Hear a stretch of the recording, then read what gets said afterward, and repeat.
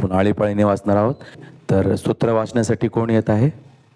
स्तोत्र क्रमांक 141. आपल्यामध्ये सिस्टर गायकवाड आहेत, ते आपल्यासाठी आळीपाळीने स्तोत्र क्रमांक 141 वाचतील.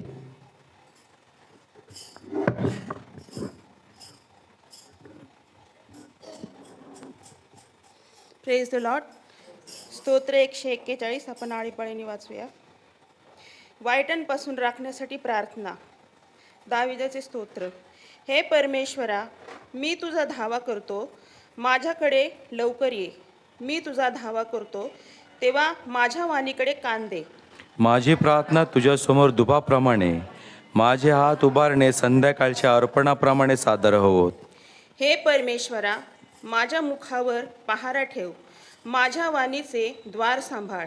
अनिती करणाऱ्या मनुष्यांबरोबर मी दुराचरण करू नये म्हणून माझे मन कोणत्याही वाईट गोष्टींकडे वळू देऊ नकोस आणि मला त्यांची मिष्टान्ने खाऊ देऊ नकोस. नीतिमान मला ताडण करो, तो मला बोल लावो, तरी ती दयाच होईल. तरी ते उत्कृष्ट तेल माझे मस्तक नको म्हणणार नाही, कारण दुर्जनांनी दुष्टाई केली तरी मी प्रार्थना करीत राहीन. त्यांच्या अधिपतीन कड्यावरून लोटून दिले आहे आणि ते माझे वचने ऐकतील, कारण ती मधुर आहेत. जमीन नांगरताना व ढेकळे फोडताना जशी माती विखरली जाते, तशी आमची हाडे अधोलोकाच्या तोंडाशी विखरली गेली आहेत. तरी हे प्रभू परमेश्वरा, माझे डोळे तुझ्याकडे लागले आहे. मी तुझ्यावर भरवसा टाकला आहे, माझा जीव जाऊ देऊ नकोस. त्यांनी माझ्यासाठी मांडलेल्या पाशापासून आणि दुष्कर्माच्या सापळ्यापासून मला राख. दुर्जन आपल्या जाळ्यात पडोत, मी तर त्यातून साफ निसटून जाईन. आमेन. आमेन.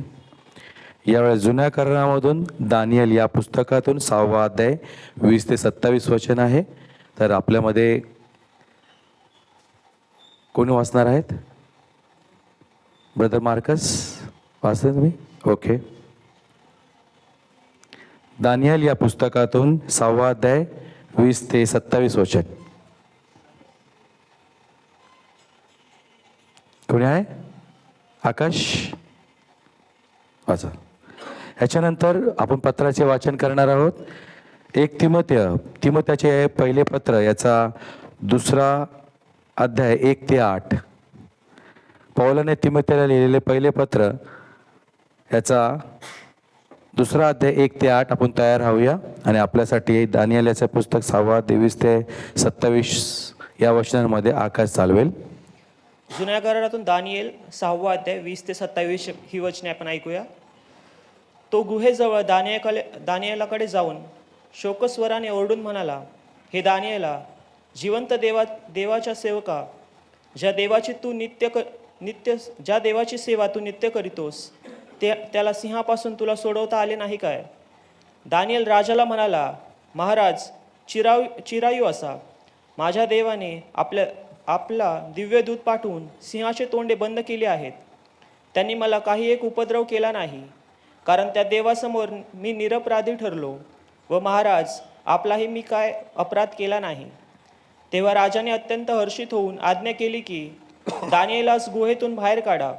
त्याला गुहेतून बाहेर काढले तेव्हा त्याला काही इजा झाल्याचे दिसून आले नाही, कारण त्याचा आपल्या देवावर भरोसा होता.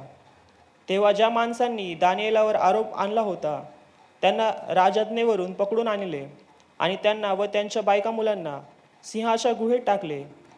तेव्हा ते सिंहाच्या तडाक्यात सापडून त्या गुहेच्या तळाशी पोचण्यापूर्वीच सर्वांच्या हाडांचा त्याने सुराडा केला.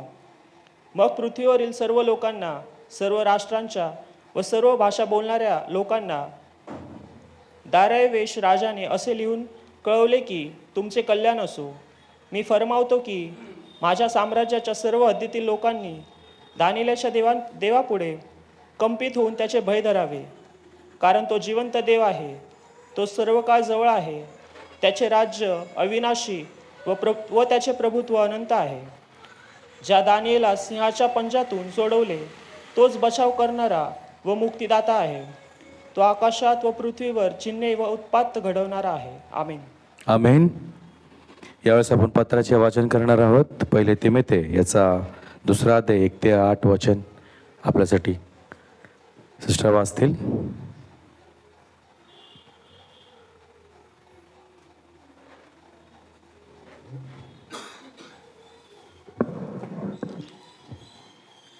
आपण वाचू. तर सर्वात प्रथम हा बोध मी करीतो की सर्व माणसांसाठी विनंत्या, प्रार्थना, रद बदल्या व उपकार स्तुती करावी, राजाकरिता व सर्व वरिष्ठ अधिकाऱ्यांकरिता करावी, यासाठी की पूर्ण सुभक्तीने व गंभीरपणाने आपण शांतीचे व स्वस्थपणाचे असे आयुष्य क्रमण करावे. हे आपला तारणारा देव याच्या दृष्टीने चांगले व स्वीकाराव्यास योग्य आहे. त्याची अशी इच्छा आहे की सर्व माणसांचे तारण व्हावे व त्यांनी सत्याच्या परिपूर्ण ज्ञानात पोचावे. कारण एकच देव आहे आणि देव व मानव ह्यामध्ये ख्रिस्त येशू हा मनुष्य एकच मध्यस्थ आहे. त्याने सर्वांसाठी मुक्तीचे मोल म्हणून स्वतःला दिले ह्याची साक्ष यथाकाळी द्यावयाची आहे. ह्या साक्षीसाठी मला घोषणा करणारा व प्रेषित मी सत्य बोलतो, खोटे बोलत नाही. विश्वास व सत्य ह्यासंबंधी परराष्ट्रीयांचा शिक्षक म्हणून नेमण्यात आले. प्रत्येक ठिकाणी पुरुषांनी राग व विवाद सोडून पवित्र हात वर करून प्रार्थना करावी अशी माझी इच्छा आहे. वाचलेल्या वचनावर देव आशीर्वाद देव. आमेन.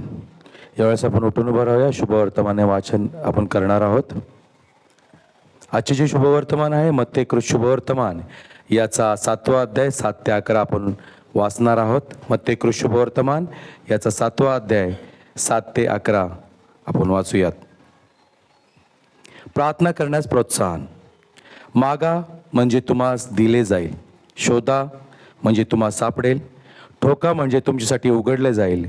कारण जो कोणी मागतो त्याला मिळते, जो शोधतो त्याला सापडते व जो ठोकतो त्याच्यासाठी उघडले जाईल.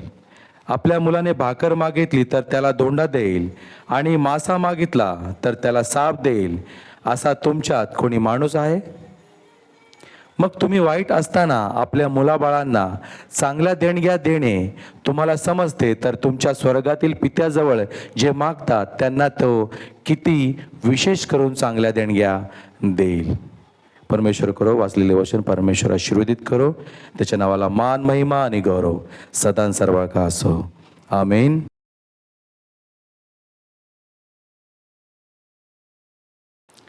सर्वांना ख्रिस्ताच्या नावात सलाम. आपण प्रार्थना करू वचनासाठी. धन्यवाद पिता परमेश्वर बापा, धन्यवाद लॉर्ड, आम्हा प्रत्येकाला तू आज तुझ्या पवित्र मंदिरामध्ये घेऊन आलास माझ्या प्रभू परमेश्वर बापा, म्हणून तुला धन्यवाद देत आहे पिता परमेश्वर बापा. जे वचन पिता परमेश्वर बापा वचनावरती आम्ही मनन आणि चिंतन करणार आहोत पिता परमेश्वर बापा, त्यानुसार चालण्यासाठी आम्हा प्रत्येकाला तू ज्ञान बुद्धी दे पिता परमेश्वर बापा. तुझं शक्ती आणि सामर्थ्य तू आम्हा प्रत्येकाला पुरव पिता परमेश्वर बापा. तू सहाय्य कर, मदत कर पिता परमेश्वर बापा. जे आलेले नाहीत त्यांना आशीर्वादित कर पिता परमेश्वर बापा. जे येत आहेत त्यांनाही पिता परमेश्वर बापा तू आशीर्वादित कर माझ्या बापा. दयेच्या सागरा बाप्पा, प्रत्येक गोष्ट तुझ्या स्वाधीन करत आहे. सर्व विनंती आणि प्रार्थना येशू ख्रिस्ताच्या गोड गौरवी नावात पित्या तुझ्याकडे करते, म्हणून तू ऐक लॉर्ड. आमेन. आज आपण ख्रिस्ती आहोत, म्हणून आज आपण प्रत्येकजण आपल्या पवित्र मंदिरामध्ये आलेलो आहोत.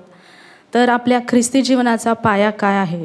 आपल्या ख्रिस्ती जीवनाचं जर आपण बघितलं तर आपल्या ख्रिस्ती जीवनामध्ये जो महत्त्वाचा आपला पाया आहे तो आहे वचन आणि प्रार्थना. ज्यावेळेस आपण आपल्या ख्रिस्ती जीवनामध्ये वाढण्याचा प्रयत्न करतो त्यावेळेस जे परमेश्वराने वचने आपल्यासाठी दिलेली आहेत ती वचने खूप महत्त्वाची आहेत. तसेच प्रार्थना देखील आपल्या जीवनामध्ये महत्त्वाची आहे. तर प्रार्थना म्हणजे काय या विषयावरती आपण आज मनन आणि चिंतन करणार आहोत. प्रार्थना म्हणजे काय आणि प्रार्थना आपण कशा प्रकारे केली पाहिजे, प्रथम प्रार्थना कधी सुरुवात झाली, प्रार्थनेची व्याख्या आपण बघणार आहोत आणि बायबलमधले काही उदाहरणं आपण बघणार आहोत की बायबलमधले असे काही व्यक्ती होते किंवा ते कॅरेक्टर होते, त्यांनी कशा प्रकारे प्रार्थना केलेली आहे. तसेच प्रार्थना करताना आपल्याला कोणकोणत्या अडचणी येतात, कोणकोणत्या अडखळणं येतात ते देखील आपण आज बघणार आहोत. तर प्रार्थना म्हणजे काय की ज्यावेळेस आपण प्रार्थना करतो, जसं एक झाड आपल्याला लावायचं असेल आणि ते झाड ज्यावेळेस आपण लावतो त्यावेळेस त्याची एक बी आपण घेतो आणि ती जमिनीमध्ये लावतो. ती जमिनीमध्ये लावल्यानंतर काही दिवसांनी आपल्याला जाणवतं की ते झाड हळूहळू वाढत चाललेलं आहे आणि ते एके दिवशी खूप मोठा वृक्ष झालेला आपल्याला दिसतं. तर हे का होतं? ती जी जमिनीमध्ये आपण जी बी लावत असतो तिला हळूहळू मुळे फुटायला लागतात आणि ती मुळे जशी जशी जमिनीमध्ये वाढत जातात तसतशी ते काय होतात, ते झाड वाढलेलं आपल्याला दिसतं. तसंच आपलं ख्रिस्ती जीवन देखील आहे. जसं जसं आपण प्रार्थनेमध्ये वाढू तसं आपण एक खंबीर आणि मजबूत असे ख्रिस्ती आपण बनतो. आणि कितीही वादळ आलं आपल्या जीवनामध्ये किंवा कितीही संकटे आपल्या जीवनामध्ये आली तरी देखील आपण काय करतो, त्या संकटांमध्ये आपण स्थिरपणे उभा राहतो. तर प्रथम आपण बघूया की प्रार्थना केव्हापासून सुरू झाली. जर आपण बायबलमध्ये बघितलं तर प्रार्थना ही उत्पत्ती याच्या अध्यायामध्ये लिहिलेलं आहे की अध्याय 4 आणि 26व्या वचनामध्ये लिहिल्याप्रमाणे त्यावेळेस लोकांनी परमेश्वराच्या नावाने हाका मारण्यास सुरुवात केलेली आहे. म्हणजे अनोशच्या काळामध्ये जर आपण बघितलं तर प्रार्थनेला प्रारंभ झालेला आपल्याला पाहायला मिळतो. त्यानंतर आपण प्रार्थनेची व्याख्या बघू. नेमकं प्रार्थना म्हणजे काय. आपण खूप बेसिक गोष्टी बघणार आहोत, खूप डीपमध्ये मी जाणार नाही आहे. बेसिक गोष्टींवरती आपण मनन चिंतन करूया. तर प्रार्थना म्हणजे परमेश्वराशी बोलणे. प्रार्थना म्हणजे आपले विचार, आपले भावना, आपल्या कल्पना ज्या आहेत त्या परमेश्वरासमोर मांडणे म्हणजेच प्रार्थना होय. ज्या परमेश्वराने आत्मा निर्माण केला त्या आत्मा निर्माण करणाऱ्या परमेश्वराच्या आत्म्याशी आपला आत्मा जोडणे आणि त्याच्याशी बोलणे, त्याच्याबरोबर एक नातं तयार करणे म्हणजे प्रार्थना होय. तर आपण बघतो की जगामध्ये विविध प्रकारचे लोक राहतात. ते विविध जाती धर्माचे आहेत. त्या विविध जाती धर्माप्रमाणे ती त्यांच्या देवाची उपासना आणि आराधना करताना आपल्याला पाहायला मिळतात. जर आपण बघितलं तर आपले ख्रिस्ती बांधव देखील आहेत. काही माता मरियेच्या नावामध्ये प्रार्थना करतात, काही संतांच्या नावांमध्ये देखील प्रार्थना करताना आपल्याला पाहायला मिळतात. परंतु आपण जे विश्वासणारे आहोत, आपण प्रार्थना कोणाच्या नावात केली पाहिजे. आपण जर जगामधली लोक बघितली, प्रत्येकाच्या प्रार्थनेची पद्धत वेगवेगळी आहे. पण बायबल आपल्याला सांगतं की प्रत्येकाने पाप केलेलं आहे आणि ते देवाच्या गौरवाला उणे पडलेले आहेत. तर आपण विश्वासणारे आहोत, आपण कोणत्या प्रकारे प्रार्थना करणं गरजेचं आहे. तर योहान याचा 16वा अध्याय आणि 23व्या वचनामध्ये लिहिलेलं आहे, त्या दिवशी तुम्ही मला काही प्रश्न विचारणार नाही. मी तुम्हास खरे सांगतो, तुम्ही पित्याजवळ काही मागाल तर तो तुम्हास माझ्या नावाने देईल. म्हणजेच आपल्याला इथे वचन सांगतं की आपण प्रार्थना येशू ख्रिस्ताच्या नावामध्ये पिता परमेश्वराकडे करणं अत्यंत गरजेचं आहे. तसेच ही प्रार्थना आपण पवित्र आत्म्याच्या सानिध्यामध्ये देखील करणं गरजेचं आहे. कारण रोमकरास पत्र याचा 8वा अध्याय आणि 16व्या वचनामध्ये लिहिलेला आहे, तो पवित्र आत्मा स्वतः तो आत्म्याबरोबर साक्ष देतो की आपण त्याची लेकरे आहोत. म्हणजेच जो पवित्र आत्मा आपल्यामध्ये आहे, येशू ख्रिस्ताद्वारे मिळाला, तो आपल्याला त्याचे लेकरं होण्याचा अधिकार देतो. आणि ह्या पवित्र आत्म्याच्या सानिध्यामध्ये आणि येशू ख्रिस्ताच्या नावामध्ये आपण पिता परमेश्वराकडे प्रार्थना करणं गरजेचं आहे. त्यानंतर आपण जर पाहिलं की प्रार्थना आपण कशा प्रकारे केली पाहिजे. जर आपण बायबलमध्ये बघितलं तर आपल्याला वेळ किंवा घटका किंवा एक असा तास दिलेले नाहीत की आपण एवढ्या तासच आपण प्रार्थना केली पाहिजे. तर बायबल आपल्याला सांगतं 1 थेसलोनिकर याचा 5वा अध्याय आणि 17व्या वचनामध्ये तुम्ही निरंतर प्रार्थना करा. म्हणजे कोणतीही वेळ नाही. आपल्या जीवनामध्ये कितीही संकटे असली, आपल्या जीवनामध्ये आजारपण असलं, दुःख असलं किंवा सुख देखील असलं, त्या प्रत्येक वेळी आपण परमेश्वराला आठवण करणं आणि प्रार्थना करणं खूप गरजेचं आहे. म्हणजे आपल्या जीवनामध्ये कितीही वादळ आले तरी देखील आपण त्या प्रार्थनेमध्ये आपण टिकून राहू शकतो. त्यानंतर आहे की प्रार्थना आपण मनापासून आणि प्रामाणिकपणे परमेश्वरासमोर सादर करणं गरजेचं आहे. गरजेचं नाही की आपले प्रत्येक शब्द चांगले असले पाहिजेत किंवा आपण चांगल्या प्रकारे एक वाक्यरचना परमेश्वरासमोर मांडू शकतो, परंतु मनापासून केलेली प्रार्थना परमेश्वर कधीच व्यर्थ जाऊ देत नाही. कधीकधी आपल्याला असं वाटतं की आपले शब्द चुकतात की काय किंवा आपली वाक्यरचना बरोबर येते का नाही, परंतु याला महत्त्व नाही. तर आपण किती मनापासून परमेश्वराला हाक मारतोय ते गरजेचं आहे की जितकं आपण मनापासून परमेश्वराला प्रार्थना करू तितकं परमेश्वर आपली प्रार्थना ऐकतो. त्यानंतर आहे नम्रतेने प्रार्थना करावी. म्हणजे ज्यावेळेस आपण प्रार्थना करतो कोणत्याही प्रकारचा गर्व आपल्या प्रार्थनेमध्ये नसावा किंवा कोणत्याही प्रकारची जी अभिमानाची वृत्ती आहे ती आपल्यामध्ये नसावी. तर एक नम्रतेने आपण परमेश्वरासमोर प्रार्थना करणं गरजेचं आहे. जसं याकोब 4:6 म्हटलेलं आहे, देव गर्विष्ठांना विरोध करतो पण नम्रांना कृपा पुरवतो. आता या कृपा या शब्दाचा अर्थ काय आहे. जी परमेश्वराने आपल्यावरती जी आपण प्रार्थना करतो त्याचं उत्तर जे आपल्या जीवनामध्ये येतं ती आहे कृपा. ती कृपा जर आपल्या जीवनामध्ये परमेश्वराकडून आली तर समजायचं की आपल्या प्रार्थनेचं उत्तर आपल्याला मिळालेलं आहे. जसं आपल्याला बायबलमध्ये एक उदाहरण दिलेलं आहे, परुषी आणि जकातदाराचं उदाहरण दिलेलं आहे. जो परुषी होता तो ज्यावेळेस त्याने प्रार्थना केली त्यावेळेस त्यांनी काय केलेलं आहे की त्याने स्वतःची बडाई परमेश्वरासमोर मांडलेली आहे. म्हणजे तो प्रार्थना तर करत होता, परंतु तो स्वतः किती धार्मिक आहे किंवा तो किती स्वतः दुसऱ्यांच्या नजरेमध्ये उंच आहे ते दाखवण्याचा प्रयत्न करत होता. पण तो जकातदार जो होता त्याने काय केलेलं आहे, नम्रतेने परमेश्वराला तो एकच वाक्य बोलला की परमेश्वरा मज पाप्यावर दया कर. अशा प्रकारची त्यांनी प्रार्थना केलेली आहे. म्हणजे ही जी नम्रता आहे ती प्रार्थना करण्यावेळी आपल्या जीवनामध्ये दिसणं खूप गरजेचं आहे. त्यानंतर आहे विश्वासाने परमेश्वराला मागावं. जर आपल्यामध्ये विश्वास नसेल की प्रार्थना मी करत आहे, ती प्रार्थना 4 भिंतीच्या आतच आहे का, किंवा ती प्रार्थना परमेश्वरापर्यंत पोहोचती की नाही, याचा जर आपण विचार केला तर आपली प्रार्थना परमेश्वर मान्य करत नाही. म्हणजेच ज्या परमेश्वराने आकाश आणि पृथ्वी उत्पन्न केली, ज्या परमेश्वराने जन्मापासून जो आंधळा व्यक्ती होता त्याला दृष्टी दिली, त्यानंतर ज्या परमेश्वराने वादळ शांत केलं, 12 वर्षाच्या रक्तस्रावी स्त्रीला आरोग्य दिलं, अशा महान परमेश्वरावर आपला विश्वास असणं खूप गरजेचं आहे. आणि जर हा विश्वास आपल्यामध्ये असेल तर निश्चितच परमेश्वर आपली प्रार्थना ऐकणार आहे. त्यानंतर आहे की कृतज्ञतेने प्रार्थना परमेश्वरासमोर सादर करणं गरजेचं आहे. कृतज्ञता म्हणजे काय की परमेश्वराने जे आत्तापर्यंत आपल्यावरती उपकार केलेले आहेत त्या उपकाराची जाणीव असणे.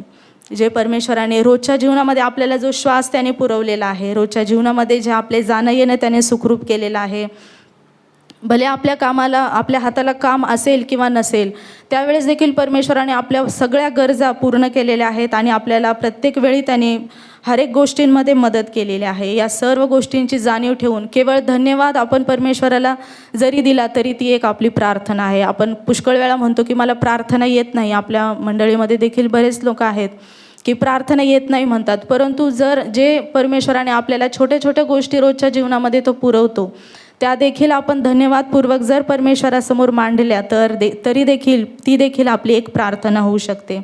म्हणून 1 थेसलोनिकर 5 याचा 18व्या अध्यायामध्ये सांगितल्याप्रमाणे सर्व गोष्टींसाठी देवाचे आभार माना. भले परिस्थिती आपल्या बाजूने असेल किंवा आपल्या विरुद्ध असेल, त्या प्रत्येक परिस्थितीसाठी आपण देवाचे धन्यवाद देणे गरजेचे आहे. त्यानंतर देवाची इच्छा आपल्या जीवनामध्ये पूर्ण होण्यासाठी आपण प्रार्थना करणं गरजेचं आहे.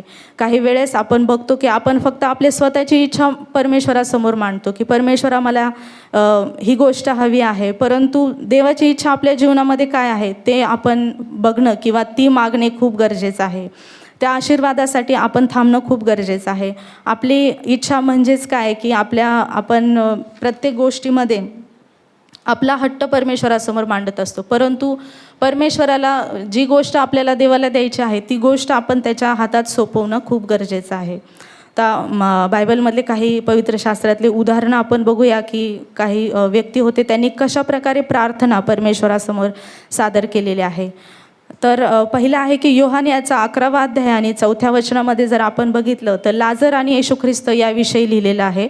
तर लाजर ज्यावेळेस मरण पावला होता त्यावेळेस येशू ख्रिस्ताला ज्यावेळेस कळालं त्यावेळेस तो काय झालेला आहे, येशू ख्रिस्त त्या जिथे लाजराला ठेवलं होतं त्या कबरेच्या समोर तो उभा राहिलेला आहे आणि त्याने परमेश्वराच्या सानिध्यात उभं राहून परमेश्वराकडे प्रार्थना केलेली आहे आणि त्या मृत लाजराला येशू ख्रिस्ताने जिवंत केलेलं आहे. त्यानंतर दुसरा इतिहास याचा 20वा अध्याय आणि 13व्या वचनामध्ये जर आपण बघितलं तर तिथे मोवाबी आणि अमोनी या लोकांविषयी लिहिलेलं आहे.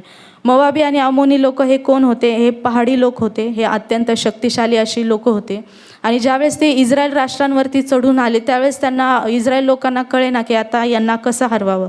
त्यावेळेस इस्रायल लोकांनी काय केलेलं आहे की त्यांनी सर्वजण ते परमेश्वराच्या सानिध्यात उभं राहून त्यांनी प्रार्थना केलेली आहे. जिवंत परमेश्वराला हाका मारलेल्या आहेत आणि त्या प्रार्थनेद्वारे परमेश्वराने त्यांची ती प्रार्थना ऐकलेली आहे आणि ते जे लोक होते मोवाबी आणि अम्मोनी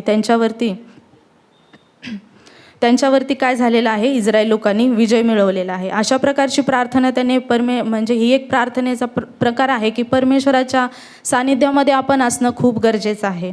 जरी आपल्या जीवनामध्ये परिस्थिती आली, जरी पहाडासारखी परिस्थिती म्हणजे काय करावं आपल्याला त्यावेळेस कळत नाही, परंतु आपल्याला त्यावेळेस परमेश्वराच्या सानिध्यात राहणं आणि प्रार्थना करणं खूप गरजेचं आहे. जर आपण पाहिलं की 1 तिमोथी याचा 2रा अध्याय आणि 8व्या वचनामध्ये आपण पाहिलं तर पौल तिथे सांगत आहे आपल्याला की आपले पवित्र हात स्वर्गाकडे उंच करा आणि प्रार्थना करा. ज्यावेळेस आपले पवित्र हात आपण स्वर्गाकडे उंच करतो त्यावेळेस आपली प्रार्थना परमेश्वर मान्य करतो. त्यानंतर स्तोत्र 141 याचा 2ऱ्या अध्यायामध्ये लिहिलेला आहे, माझी प्रार्थना तुझ्यासमोर धुपासारखी आणि माझे हात वर करणे संध्याकाळच्या यज्ञासारखे गणले जाओ. दावीद राजा आपल्याला इथे सांगत आहे की आपली प्रार्थना जी त्याची प्रार्थना आहे ती यज्ञासारखी गणली जाओ. आता यज्ञ म्हणजे काय? यज्ञ ज्यावेळेस आपण बघतो जुन्या करारामध्ये की परमेश्वराला एक अर्पण म्हणून किंवा एक भेट म्हणून किंवा ज्या चुका झालेल्या आहेत त्या लोकांकडनं त्याचं प्रायश्चित्त म्हणून ते काय करायचे? प्राण्यांचं अर्पण द्यायचे. म्हणजे जे प्राणी आहेत, घोडा असेल, मेंढी असेल किंवा इतर प्राणी आहेत, त्या प्राण्यांचं अर्पण ते काय करायचे? परमेश्वराला सादर करायचे. परंतु आपल्याला आज जर आपण बघितलं तर येशू ख्रिस्ताच्या वधस्तंभावरच्या मरण्याने आपल्याला प्रत्येक जी गोष्ट आहे ती मिळालेली आहे. आपल्या चुकांच्या अपराधांची क्षमा परमेश्वराने त्या क्रूसावरती केलेली आहे. म्हणून आपल्याला कोणत्याही प्रकारचा यज्ञ द्यायची गरज नाही, तर आपल्याला केवळ आपले पवित्र हात स्वर्गाकडे उंच करायचे आहेत आणि आपल्याला प्रार्थना सादर करायची आहे. त्यानंतर आहे की दंडवत घालून देखील प्रार्थना केली जाते. दंडवत घालून प्रार्थना करणे म्हणजे काय? की परमेश्वरासमोर संपूर्ण रिक्त होणे. आपल्या जीवनामधले जे आपले अभिमान आहे, आपला जो गर्व आहे, तो परमेश्वरासमोर काय करणे? रिक्त करणे आणि संपूर्णपणे परमेश्वराला समर्पित होणे. अशा प्रकारची प्रार्थना देखील पवित्र शास्त्रामध्ये आपल्याला पाहायला मिळते. अशी प्रकारची प्रार्थना आपण पाहतो की अब्राहम जो आहे तो अशा प्रकारची प्रार्थना करताना आपल्याला दिसतो. जर आपण अब्राहमाचं जीवन बघितलं तर त्याला परमेश्वराने खूप आशीर्वादित केलेलं होतं. त्याला ज्या जमिनी आहेत ते त्याला दिलेले होतं. त्यानंतर जे प्राणी आहेत त्याच्याकडे म्हणजे खूप धनसंपदा परमेश्वराने त्याला पुरवलेली होती. तरी देखील तो काय करायचा? की परमेश्वराला दंडवत घालून तो प्रार्थना करायचा. आपण आज जर बघितलं की आपल्याकडे थोडीशी जरी संपत्ती आली तरी आपण काय करतो? एक गर्व आपल्यामध्ये येतो. परंतु ह्या अब्रामाने कोणत्याही प्रकारचा गर्व तो सगळा बाजूला ठेवायचा आणि परमेश्वराला तो संपूर्ण रिक्त होऊन दंडवत घालून तो प्रार्थना करायचा. अशा प्रकारची प्रार्थना देखील आपल्या जीवनामध्ये असणं खूप गरजेचं आहे. म्हणून अब्रामाला परमेश्वराने असा आशीर्वाद दिला की तू काय होशील? विश्वासणाऱ्यांचा जनक होशील. ज्यावेळेस त्याने पूर्णपणे समर्पण परमेश्वराला केलेलं आहे त्यावेळेस परमेश्वराने त्याला असा आशीर्वाद दिलेला आहे. आपल्या जीवनामध्ये देखील जरी आपल्याला परमेश्वराने सगळ्या गोष्टी पुरवल्या तरी कोणत्याही प्रकारचा गर्व आपल्यामध्ये न आणता आपण एक रिक्त अंतकरणाने परमेश्वरासमोर प्रार्थना सादर करणं खूप गरजेचं आहे. त्यानंतर आपण पाहिलं की दानिएल याचा 6व्या अध्यायामध्ये दानिएल कशा प्रकारे प्रार्थना करायचा. आपल्याला माहिती आहे की दानिएल हा एक खूप हुशार व्यक्ती होता आणि त्याला परमेश्वराने सगळं ज्ञान आणि बुद्धी देऊन त्याला परिपूर्ण केलेलं होतं. ज्यावेळेस तो दर्यावेश राजाच्या कारकिर्दीमध्ये काम करत होता त्यावेळेस दर्यावेश राजाची कारकीर्द फार मोठी होती आणि त्या संपूर्ण त्याच्या राज्यावरती त्याने काय केलेलं होतं? 120 लोकांना त्याने काय केलेलं होतं? नेमलेलं होतं की संपूर्ण त्या राज्याचा जो अधिकार आहे तो सगळा त्याचा हिशोब काय असेल तो सगळा माझ्याकडे आणून द्यायचा. आणि त्या 120 लोकांवरती त्याने 3 अशी लोकं नेमलेली होती की ते 120 लोकांचं जे कामकाज आहे ते 3 लोक बघायचे आणि त्या 3 लोकांमध्ये दानिएल होता आणि दानिएल त्या सर्वांपेक्षा श्रेष्ठ असा प्रत्येक वेळेस ठरला जायचा. आणि त्यामुळे ते जे अधिकारी होते किंवा ते जे प्रांतामध्ये जे काम करणारे मेन लोक होते त्यांनी काय केलेलं आहे की दानिएलाला त्यांनी फसवायचं म्हणून त्याने काय केलेलं आहे की एक फरमान त्यांनी काढलेलं आहे. ते फरमान काय होतं की जो कोणी 1 महिना म्हणजे 30 दिवस त्या राजाशिवाय कोणत्याही देवाची किंवा मनुष्याची आराधना करताना आढळला तर तो सिंहाच्या गुहेत टाकला जावा. आणि अशा प्रकारची ज्यावेळेस दानिएलाला कळालं की अशा प्रकारच्या फरमानावर राजाने सही केलेली आहे त्यावेळेस दानिएल नेहमीप्रमाणे त्याने काय केलेलं आहे की तो आपल्या खोलीकडे गेलेला आहे आणि त्याने गुडघ्यावरती येऊन प्रार्थना केलेली आहे. ज्यावेळेस आपण गुडघ्यावरती येऊन प्रार्थना करतो म्हणजे त्याचा देखील अर्थ काय आहे की संपूर्णपणे परमेश्वराला शरण जाणे, संपूर्णपणे परमेश्वराला समर्पित होणे. आणि दानिएल अशा प्रकारची प्रार्थना करायचा म्हणूनच त्याला परमेश्वराने ज्ञान आणि बुद्धी देऊन त्याला काय केलेलं होतं? आशीर्वादित केलेलं होतं. ज्यावेळेस दानिएल प्रार्थना करताना पकडला गेला त्यावेळेस त्याला सिंहाच्या गुहेत टाकण्यात आलं आणि सिंहाच्या गुहेत जरी त्याला टाकण्यात आलं तरी तो जिवंत परमेश्वराची आराधना करणारा, उपासना करणारा व्यक्ती होता. त्यामुळे तो सुखरूपपणे ते सिंहाच्या गुहेतून बाहेर आलेला आपल्याला पाहायला मिळतो. आपण हे वाचलेलं आहे. त्यानंतर आपली प्रार्थना हन्नेसारखी देखील असावी. जीवनामध्ये कितीही प्रॉब्लेम्स आले, काही वेळेस आपण काही गोष्टी लोकांना सांगू शकत नाही आणि लोकांना जरी सांगायच्या झाल्या तरी शब्द आपल्याकडे नसतात. परंतु त्यावेळेस हन्नेने ज्या प्रकारे प्रार्थना केली, तिने परमेश्वरासमोर अश्रू वाहून तिने प्रार्थना केलेली आहे. म्हणजे तिचं जे दुःख होतं ते ती कोणाला ती कोणाला सांगू शकत नव्हती आणि त्या लेकरासाठी तिने प्रार्थना केलेली आहे आणि परमेश्वराने तिची देखील प्रार्थना ऐकलेली आहे. कारण देव म्हणत आहे की ज्यावेळेस आपण प्रार्थना अशा अश्रूंच्या मार्फत ज्यावेळेस आपण प्रार्थना करतो त्यावेळेस परमेश्वर म्हणतो की मी तुझा एकही अश्रू वायाला जाऊ देणार नाही, तुझे सर्व अश्रू मी आपल्या बुदलीत भरून ठेवलेले आहेत. आणि अशा प्रकारची प्रार्थना आपण देखील करणं गरजेचं आहे. काही वेळेस आपण परमेश्वराला फक्त मागत जातो, परंतु परमेश्वर आपल्याला काय बोलू इच्छित आहे यासाठी आपण कधीच वाट बघत नाही. तर परमेश्वर आपल्याशी काय बोलत आहे हे वचनाद्वारे आपण काय केलं पाहिजे, जाणून घेतलं पाहिजे की परमेश्वर आपल्याला काय बोलतो.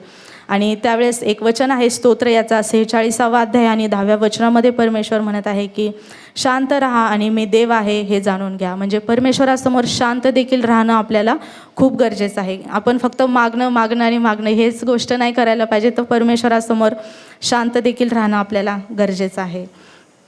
तर ह्या सर्व गोष्टी आपण ऐकलेल्या आहेत, वाचलेल्या आहेत, तरी देखील काही वेळेस आपल्याला काय होतं की आपण प्रार्थना करण्यामध्ये मागे राहतो किंवा आपण परमेश्वराला प्रार्थना करत नाही. तर हे प्रार्थना न करण्याची कारणं कोणकोणती आहेत? तर एक आहे की पाप आणि चुकीच्या पद्धतीचं जीवन. जर आपल्या जीवनामध्ये पाप असेल, आपण चुकीच्या पद्धतीने जीवन जगत असू, की आपल्याला माहिती आपला परमेश्वर पवित्र आहे आणि त्याला पाप केलेलं आवडत नाही, तरी देखील जाणून बुजून आपल्याकडून काही चुका होतात, अपराध होतात. जर छोटंसं उदाहरण घ्यायचं झालं तर आपल्या जीवनामध्ये व्यसन असतं. आता व्यसन करणाऱ्या लोकांमध्ये काय असतं की वेगवेगळ्या गोष्टींसाठी ते व्यसन करतात. काहींच्या जीवनामध्ये काही आर्थिक टेन्शन्स असतात, काही आर्थिक प्रॉब्लेम्स असतात, त्यामुळे व्यसन करतात की मी काय करू आता मला कळत नाही, म्हणून ते व्यसन करायला लागतात. काहींच्या जीवनामध्ये एकटेपणा असतो, तो एकटेपणा घालवण्यासाठी ते लोक काय करत असतात, व्यसन करत असतात. म्हणजेच आपण काय करतो की ज्या ठिकाणी आपल्याला परमेश्वराला जी जागा द्यायची ती आपण कोणाला जागा देतो, त्या व्यसनाला देतो. आणि म्हणून आपल्या जीवनामधली जी परमेश्वराची उपस्थिती आहे ते आपण आपल्या हातानेच आपण काय करतो, दूर घालवतो. म्हणून यावेळेस आपल्याला काय करणं गरजेचं आहे की आपण त्यावेळेस कोणत्याही व्यसनाला किंवा कोणत्याही चुकीच्या पद्धतीला आपण आपल्या जीवनामध्ये तो दरवाजा आपल्या जीवनामध्ये उघडायचा नाही, तर तो दरवाजा बंद करायचा आहे आणि परमेश्वराच्या सानिध्यामध्ये आपण बसायचं आहे. म्हणजेच पाप आणि चुकीचे पद्धतीचे जे जीवन आहे ते आपल्या प्रार्थनेमध्ये अडखळण आपल्याला ठरू शकते. कारण यशायाचा 59वा अध्याय आणि 2ऱ्या वचनामध्ये लिहिलेलं आहे, पाप आपल्याला देवापासून दूर नेते. त्यानंतर आहे की माफ न करण्याची वृत्ती. जर आपल्या जीवनामध्ये आपण कोणाला माफ केलं नाही, चुकून आपल्याकडून काही गोष्टी होतात, परंतु आपल्यामध्ये जर माफ करण्याची वृत्ती नसेल किंवा माफ करणं खरंच अवघड असतं, परंतु आपण परमेश्वराला शक्ती मागू शकतो, परमेश्वराला सामर्थ्य मागू शकतो की परमेश्वरा माझ्याकडे माफ करण्याचं हृदय मला तू दे. आणि त्या प्रकारे आपण माफ करण्याचं हृदय आपण परमेश्वराकडून प्राप्त करू शकतो. कारण मार्क याचा 11वा अध्याय आणि 25व्या वचनामध्ये लिहिलेलं आहे, आधी माफ करा मग प्रार्थना करा. ज्यावेळेस आपण माफ करतो त्याच वेळेस आपली प्रार्थना परमेश्वराकडे मान्य केली जाते. त्यानंतर आहे अविश्वास. आपल्यामध्ये जर अविश्वास असेल तरी देखील आपली प्रार्थना मान्य होत नाही. जसं मी मगाशी सांगितलं की ज्या परमेश्वराने महान चिन्ह आणि चमत्कार केलेले आहे, ज्या परमेश्वराने आपल्याला घडवलेलं आहे, त्या परमेश्वरावर विश्वास ठेवणं आपल्याला खूप गरजेचं आहे. याच्यामध्ये एक साक्ष मी सांगते की मी आणि माझं कुटुंब परमेश्वराकडे कसे आलो. आम्ही विधर्मी होतो, आम्हाला येशू ख्रिस्त काय आहे आम्हाला काहीच माहीत नव्हतं. परंतु मागच्या 15-16 वर्षापूर्वीची गोष्ट आहे. माझी आई खूप आजारी असायची. तिच्या अंगावरती सूज आलेली असायची, चेहरा सुजलेला असायचा, बोलताना तिला दम लागायचा. आणि अशा परिस्थितीमध्ये आम्ही सर्व दवाखाने माझ्या आईवडिलांनी केलेले होते आणि मूर्तीपूजा देखील आम्ही खूप करायचो. परंतु एका दिवशी एका सिस्टरांनी आम्हाला सांगितलं की तुम्ही चर्चमध्ये काय येत नाही. परंतु त्यावेळेस आम्हाला येशू ख्रिस्त हा देव असतो हे देखील आम्हाला माहीत नव्हतं. आम्ही त्यावेळेस लहान होतो. मी 8वीला असेल, माझी मोठी बहीण 9वीला होती आणि माझ्या मागचे 2 भाऊ 7वी 8वीला असे ते असतील. त्यावेळेस काय झाले की माझे आईवडील लोकांना घाबरले की आमचे नातेवाईक आमच्या जवळच राहिला होते सगळेजण, ते आम्हाला काय म्हणतील. आम्ही त्या नातेवाईकांच्या भीतीमुळे त्यांनी पहिल्यांदा चर्चला जाण्याचं टाळलं. परंतु काही दिवसानंतर त्या सिस्टर आम्हाला नेहमी सांगायच्या की तुमच्यासारखे खूप लोक येतात आणि बरे होऊन जातात, तुम्ही एकदा येऊन तर बघा. आणि ज्यावेळेस आम्ही चर्चमध्ये गेलो त्यावेळेस आम्हाला खरंच कळालं की परमेश्वर काहीतरी याच्यामध्ये आहे, त्याशिवाय एवढी लोक त्याच्याकडे येत नाहीत. आणि ते लोक जशी प्रार्थना करतील आम्ही त्या प्रकारे परमेश्वराकडे प्रार्थना सादर करायचो. हळूहळू काही दिवस जात राहिले. माझ्या आईला परमेश्वराने पूर्ण आरोग्याने भरलं आणि त्या दिवसानंतर म्हणजे आम्ही देवामध्ये वाढण्याचा आम्ही प्रयत्न करायला लागलो. आम्ही संपूर्ण नातेवाईक आमच्यापासून दूर गेले. आम्हाला कोणी म्हणजे बोलण्यासही आमच्याबरोबर ते टाळाटाळ करायला लागले. परंतु आम्ही त्यावेळेस त्या लोकांचा विचार केला नाही. आम्ही सतत देवाकडे जात राहिलो, प्रार्थना करत राहिलो. माझ्या आईला संपूर्णपणे परमेश्वराने आरोग्याने भरलं. त्यानंतर आम्हाला वचन काय आहे हे समजायला लागलं. ज्यावेळेस आम्ही वचनामध्ये वाढायला लागलो, परत प्रॉब्लेम्स आमच्या जीवनामध्ये आले. आर्थिक प्रॉब्लेम्स बरेच आमच्या जीवनामध्ये येत गेले. परंतु त्यावेळेसही आम्ही काय केलं की परमेश्वराला आम्ही सोडलं नाही. जसं जमेल तसं आम्ही चर्चला जायचो आणि प्रार्थना करायचो. आम्हाला माहीत होतं की आमच्या आईचा आजार कुठेच बरा झालेला नव्हता. म्हणजे पुण्यामधले सगळे हॉस्पिटल ज्यावेळेस आम्ही हॉस्पिटलमध्ये आम्ही तिची ट्रीटमेंट केली पप्पांनी वगैरे, तर प्रत्येक ठिकाणी सांगायचे की तिचं हार्टचा तिला प्रॉब्लेम होता. ते हार्टचा जो प्रॉब्लेम आहे त्याच्यासाठी ऑपरेशन करावं लागेल. जर ते ऑपरेशन केलं नाही तर म्हणजे ह्या बाई आहेत त्या जास्त दिवस जगणार नाहीत. तरी देखील माझी आई ते फॉर्म भरून घ्यायचे. म्हणजे ज्यावेळेस ऑपरेशन करायचं असतं त्यावेळेस एक फॉर्म भरला जातो की त्याच्यामध्ये जर काही बरं वाईट झालं तर आम्ही जबाबदार नसणार. तर माझी आई आणि वडील त्याला घाबरायचे की जर आत्ताच मरण आलं तर माझ्या लेकरांसाठी कोण आहे, अशी माझी आई नेहमी म्हणायची. आणि मग तिने ऑपरेशन न करता चर्चला येत राहिलो. देवाने आरोग्य दिलं. त्यानंतर आर्थिक टेन्शन्स प्रॉब्लेम्स खूप आले. परंतु आम्ही त्यावेळेस कधीच परमेश्वरावरती अविश्वास दाखवला नाही. आम्ही प्रत्येक वेळेस प्रार्थना करत राहिलो आणि जसं जमल तशी आम्ही सेवा करायचो. म्हणजे इतकं की शनिवार आणि रविवार माझे भावंड आणि मी, माझी बहीण, आम्ही प्रत्येकजण बेंच पुसण्यापासून, झाडू मारण्यापासून, वर्शिपपासून आणि व्हॉलेंटिअरपर्यंत आम्ही सगळी कामं करायचो. आणि त्या दिवसानंतर त्या परीक्षेमध्ये ज्यावेळेस आम्ही टिकून राहिलो त्यावेळेस खरंच परमेश्वराने इतकं आशीर्वादित केलं की आता आमच्याकडे सगळं आहे. चांगल्यातलं चांगलं परमेश्वराने दिलेलं आहे. आमचं वैवाहिक जीवन प्रत्येकाचं परमेश्वराने आशीर्वादित केलेलं आहे. त्यानंतर माझे आईचं जर फॅमिली बघितलं, माझी जरी फॅमिली बघितली तरी परमेश्वराने सगळ्या गोष्टी देऊन सगळ्या गोष्टी परमेश्वराने दिलेल्या आहेत. चांगल्यातलं चांगलं म्हणजे जसं आपण एखादं बाळ आपल्याला ज्यावेळेस आईवडिलांकडे काही हट्ट करतं आणि ते मागतं त्यावेळेस आपण काय करतो, आपल्या लेकरांना चांगल्यातलं चांगलं देण्याचा प्रयत्न करतो. तसंच परमेश्वराने आम्हाला देखील खूप चांगल्या आशीर्वादाने भरलेलं आहे. म्हणजे चांगलं घर, चांगली गाडी, त्यानंतर प्रत्येक जागा वगैरे सगळं काही परमेश्वराने दिलेलं आहे. परंतु त्यावेळेस आम्ही एक गोष्ट करायचो, परमेश्वराची सुवार्थ आम्ही प्रत्येकाला सांगायचो. जसं परमेश्वराने आमच्या जीवनामध्ये काम केलेलं आहे तसंच परमेश्वर तुमच्या जीवनात देखील काम करेल. तुम्ही आजारी आहात, परमेश्वराकडे या. तुम्हाला काही बाकीच्या फॅमिलीमध्ये काही वाद असतात, ते वाद तुमच्यामध्ये असेल तर तुम्ही परमेश्वराकडे या. आणि ज्या ज्या लोकांना आम्ही सुवार्थ सांगितलेली आहे ते प्रत्येकजण आज प्रभूमध्ये आहे. एवढंच नाही तर ते सेवा कार्यामध्ये देखील आहेत. ते इतरांना सुवार्थ सांगत आहेत आणि परमेश्वराकडे घेऊन येत आहेत. म्हणजे सांगायचं तात्पर्य हे की आम्ही ज्यावेळेस देवामध्ये वाढण्याचा प्रयत्न केला त्यानंतरही प्रॉब्लेम्स आले, पण परमेश्वरावरती आम्ही अविश्वास कधीच दाखवला नाही. जर आपल्यामध्ये असा अविश्वास आपल्यामध्ये जर तयार होतो तर आपली प्रार्थनामध्ये ते एक अडखळण ठरलं जातं. त्यानंतर स्वार्थी हेतू आहे. ज्यावेळेस आपल्यामध्ये स्वार्थी हेतू असेल, केवळ माझी मुलं, माझं घर, माझी फॅमिली, जर आपण यांच्यासाठी जर प्रार्थना करत असू तरी देखील हे आपल्यामध्ये काय होतं, एक अडखळण ठरलं जातं. आपण आज ज्या पद्धतीने परमेश्वराला मागतो की एक प्रकारचं कॉम्पिटिशन आपल्यामध्ये असतं की त्याच्याकडे हे घर आहे, एक 1 BHK आहे, मला 2 BHK भेटला पाहिजे. त्याच्याकडे ही गाडी आहे, माझ्याकडे त्याच्यापेक्षा चांगली यायला पाहिजे. म्हणजे अशा प्रकारचं कॉम्पिटिशन आपल्या जीवनामध्ये असतं. म्हणजेच हा मागण्याचा परमेश्वराकडे कसा चुकीचा हेतू आहे. त्या पद्धतीने आपण न मागता परमेश्वराची इच्छा आपल्या जीवनामध्ये जाणून घेणं खूप गरजेचं आहे. त्यानंतर मन जर आपलं एकाग्र नसेल, आपण पाहतो की आपल्या जीवनामध्ये आपण जगत असताना खूप सारे टेन्शन्स आपल्याला असतात. रोजच्या रोज कामाला जाणं आहे, लेकरं सांभाळणं आहे, घरातली कामं आहेत. या प्रत्येक गोष्टीमुळं आपण परमेश्वराला कुठेतरी थोडंसं दूर ठेवतो. तर त्या गोष्टींमध्ये पहिलं म्हणजे त्या गोष्टींकडेच आपलं लक्ष लागून राहतं. अशा वेळेस आपलं मन एकाग्र होत नाही आणि आपण परमेश्वराकडे काय करत नाही, प्रार्थना करण्यापासून आपण लांब राहतो. त्यानंतर आहे अभिमान आणि गर्व. हा सगळ्यात मोठा प्रॉब्लेम आहे प्रार्थनेमध्ये अडखळण ठरण्याचा. ज्यावेळेस आपल्यामध्ये अभिमान येतो आणि गर्व येतो त्यावेळेस आपण परमेश्वरापासून निश्चितच दूर जातो. जर आपण पाहिलं तर काही लोकांना आपण खूप हुशार आहोत, आपल्या ज्ञानाचा गर्व असतो, काहींना पदाचा गर्व असतो, काहींना संपत्तीचा गर्व असतो. अशा प्रकारचे गर्व असणारे विविध लोक आहेत. तर त्या लोकांमध्ये आपण बसतो का हे आपण मननचिंतन करणं गरजेचं आहे. आणि त्या प्रकारचा गर्व आपल्यामध्ये नसावा, लीनता आणि नम्रता आपल्यामध्ये असावी. अशा प्रकारची प्रार्थना परमेश्वराला निश्चितच आवडते. जर आपण पाहिलं तर बायबलमध्ये एकच असा व्यक्ती आहे म्हणजे आपण आपल्या घरामधल्या साधी एखादी गोष्ट जरी असेल तरी काय म्हणतो, ही माझी आहे, ही मी तयार केलेली आहे किंवा मी आणलेली आहे. म्हणजे आपण काय करतो, मी हा शब्द तिथं वापरतो किंवा माझं आहे, मी केलं नसतं तर कुणीच केलं नसतं, अशा प्रकारचे शब्द आपल्यामध्ये आपोआप तयार होतात आणि आपण तिथं मीपणा दाखवतो. पण परमेश्वर म्हणतो की जग आणि जगातले सर्व काही माझे आहे. म्हणजे परमेश्वराचं नाव जर आपण आपल्या नावावरती म्हणजे ते ओढून घेत असू तर निश्चितच परमेश्वर तिथं स्वतः उभा राहणार आहे. म्हणजे प्रत्येक गोष्टीवरती आपण विजय मिळवू शकतो, पण जर परमेश्वरच आपल्या विरोधात असेल तर ती गोष्ट आपल्याला मिळवणं शक्य आहे का? तर नाही. आणि परमेश्वराच्या उपस्थितीपासून आपण दूर जाऊ शकतो. म्हणजेच आपण काय केलं पाहिजे की परमेश्वर म्हणतो जग आणि त्यातलं सर्व काही माझं आहे आणि तो म्हणतो मी जो आहे तो आहे. म्हणजे परमेश्वरच फक्त मी आणि माझा हा शब्द बोलू शकतो. आपण कोणीही नाही की माझं आणि मी म्हणणारे.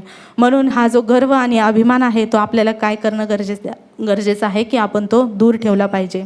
त्यानंतर जर देवाच्या सानिध्यामध्ये आपल्याला राहायचं असेल तर आपल्याला 2च गोष्टी करणं महत्त्वाचं आहे.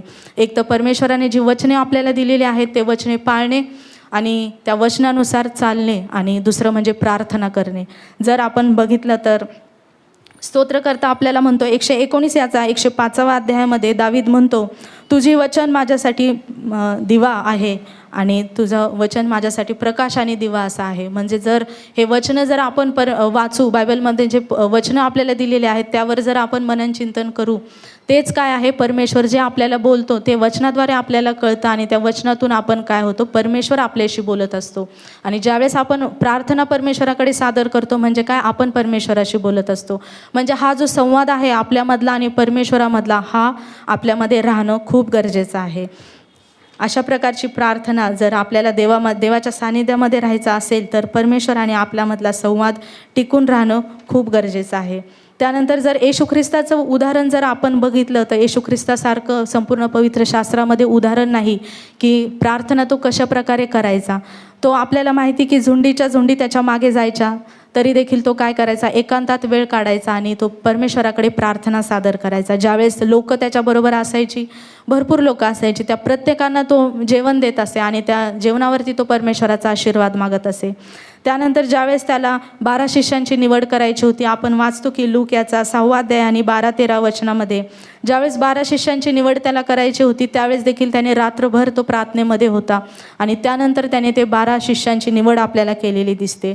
त्यानंतर ज्यावेळेस त्याने चिन्ह चमत्कार केले, ज्यावेळेस त्याने भरपूर गोष्टी केल्या, प्रत्येक वेळेस तो प्रार्थना करताना आपल्याला पाहायला मिळतो किंवा दिसतो. एवढंच नाही तर शेवटच्या श्वासापर्यंत म्हणजे ज्यावेळेस तो वधस्तंभावरती होता त्यावेळेस देखील त्याने प्रार्थना केलेली आहे की परमेश्वरा यांना माफ कर, कारण हे काय करत आहेत यांना कळत नाही. म्हणजे येशू ख्रिस्ताचं जीवन जर आपण बघितलं तर प्रत्येक वेळेस तो प्रार्थनेमध्ये असायचा. जर आपण स्वतःला ख्रिस्ती म्हणवतो तर ख्रिस्ती या शब्दाचा अर्थ काय आहे, तर ख्रिस्ताप्रमाणे जीवन जगणारे आणि ख्रिस्ताला अनुसरून चालणारे असे आपण आहोत का, हे आत्मपरीक्षण करणं खूप गरजेचं आहे. जसा ख्रिस्त प्रार्थनेमध्ये सतत असायचा तसा आपण देखील प्रार्थनेमध्ये असणं गरजेचं आहे. ज्यावेळेस आपण प्रार्थनेमध्ये असतो केवळ परमेश्वराला जगिक गोष्टीच मागायच्या नाहीत तर परमेश्वराला मला असं वाटतं की आध्यात्मिक गोष्टी मागणं खूप गरजेचं आहे. ज्यावेळेस आपण प्रार्थना करतो त्यावेळेस ज्या शरीररूपी भांड्यामध्ये आपण जे राग, मत्सर, द्वेष, कलह एकमेकांविरुद्ध जे आपण धरून ठेवलेले आहेत ते काय करायचे आहेत, प्रार्थनेद्वारे आपल्याला ते संपूर्णपणे रिक्त करायचे आहेत. आणि जे पवित्र आत्म्याची फळे परमेश्वराने दिलेली आहेत, प्रेम, शांती, आनंद, हे सगळी फळे आपल्या जीवनामध्ये आपण विशेष करून मागण्याचा प्रयत्न आपण आपल्या जीवनामध्ये करणं खूप गरजेचं आहे. आणि ज्यावेळेस आपण अशा प्रकारची प्रार्थना करू परमेश्वर निश्चितच आपल्याला त्या फळांनी भरणार आहे. ज्यावेळेस ही फळे आपल्या झाडाला लागलेली परमेश्वराला दिसतील त्यावेळेस परमेश्वर आपल्याला काय करणार आहे की त्याच्या आत्मिक वरदानांनी परमेश्वर आपल्याला भरणार आहे. ती आत्मिक वरदाने काय आहेत, 1 कोरिंथियाचा 12 अध्याय आणि 8 ते 10 वचनांमध्ये आपण वाचू शकतो की ते आत्मिक वरदाने काय आहेत. म्हणजे आपण जगाच्या पाठीवर कुठेही गेलो तरीसुद्धा आपल्याला सैतान कधीच हरू शकणार नाही. किंवा प्रार्थनेपासून आपल्याला एक प्रकारची भीती जी आहे ते एक बंधन असतं आपल्यामध्ये की ती आपल्याला बोलू देत नाही. म्हणजेच त्या बंधनावरती आणि त्या वाईट गोष्टींवरती आपण विजय मिळवणं फार गरजेचं आहे. प्रार्थना लक्षात ठेवलं पाहिजे आपण की प्रार्थना ही काय आहे, स्वर्गाचे दरवाजे उघडणारी एक चावी आहे. ज्यावेळेस आपण प्रार्थना करू त्या चावीद्वारे स्वर्ग उघडणार आहे आणि ते स्वर्गीय आशीर्वाद जे आहेत ते आपल्या जीवनामध्ये परमेश्वर निश्चितच मोकळे करणार आहे. प्रार्थनेवरती बोलण्यासाठी खूप पुष्कळ आहे. मी म्हणजे यावेळेस पाळक साहेबांना मी प्रार्थनेसाठी नाव दिलं होतं. मी 2 वेळा प्रार्थनेसाठी संदेश लिहून घेतलेला आहे. खूप भरपूर वचनं मला भेटलेली होती, परंतु मला जितकी तुमच्यासमोर बोलता येऊ शकतात मी तेवढंच बोललेलं आहे. आणि निश्चितच आपण या वचनांद्वारे आपण परमेश्वरासमोर रिक्त अंतकरणाने आणि प्रामाणिकपणे परमेश्वरासमोर येण्याचा प्रयत्न करूया. आणि आपल्या जीवनामध्ये प्रार्थनामध्ये आपण कसं वाढू, आपण याचा प्रयत्न करूयात. आपल्या देवाची इच्छा आहे की 40 दिवसांचे उपास सुरू आहेत. आपण प्रार्थनेवरती संदेश आज ऐकला, वेदीवरती ऐकला, मागच्या बुधवारी आपण उपासावरती संदेश ऐकला. म्हणजे देवाची इच्छा आहे की आपण प्रार्थनेमध्ये आणि देवाच्या सानिध्यामध्ये राहावं आणि आपण त्याचा प्रयत्न नक्कीच करूया. एवढं बोलून मी थांबत आहे. धन्यवाद. मी पाळक साहेबांचे आभार मानत आहे की त्यांनी मला इथं माझी पात्रता नसताना देखील मला उभं राहण्याची संधी दिली. तसेच वडील वर्ग आणि कमिटी यांच्या सर्वांचे मी खूप मनापासून आभार मानत आहे. थँक्यू.